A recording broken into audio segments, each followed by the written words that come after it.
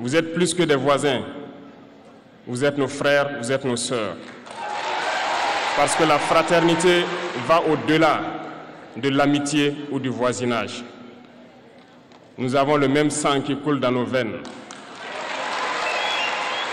Dans nos veines coule le sang de ces vaillants guerriers qui ont combattu et qui ont réservé ces terres que nous appelons Mali, Burkina et Niger. Dans nos veines coule le sang de ces vaillants guerriers qui ont aidé le monde entier à se débarrasser du nazisme et de beaucoup d'autres fléaux. Dans nos veines coule le sang de ces vaillants guerriers qui ont été déportés d'Afrique vers l'Europe, l'Amérique, l'Asie ou je ne sais encore, et qui ont contribué à construire ces États pendant l'esclavage. Dans nos veines coule le sang d'hommes dignes, d'hommes robustes, d'hommes debout.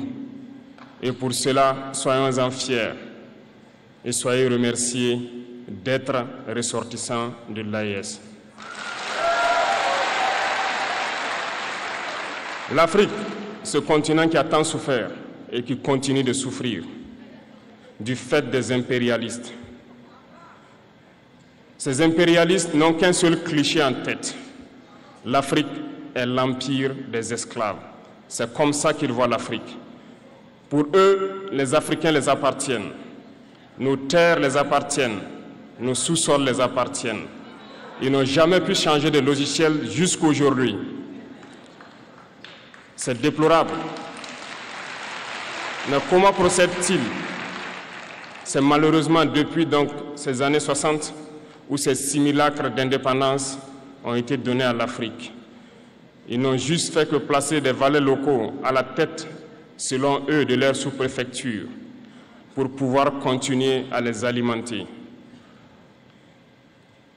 Ces valets locaux que nous allons qualifier aujourd'hui d'esclaves de salon n'ont d'autre repère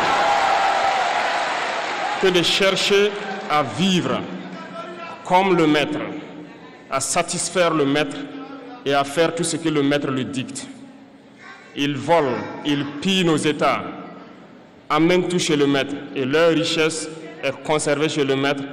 Ils font tout pour vivre comme le maître et toujours le satisfaire. Lorsque le maître commande, ils exécutent. Savez-vous qui sont ces esclaves de salon? Eh bien, nous allons vous expliquer ce que c'est. Ce sont des individus qui n'ont aucune dignité, qui n'ont aucune morale, qui n'ont aucune personnalité. Mais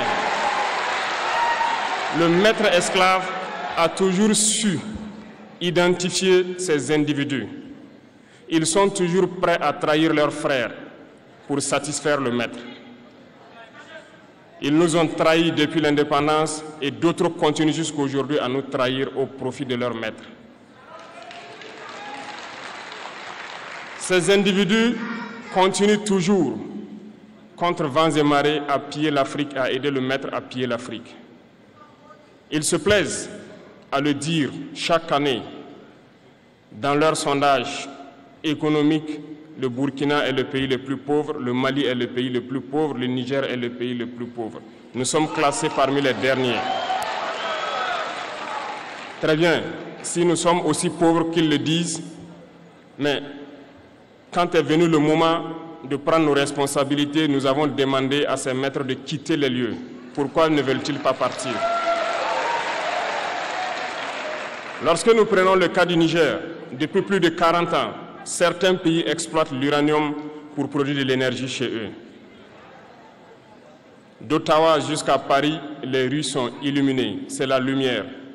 Mais au Niger, c'est l'obscurité qui nous est servie.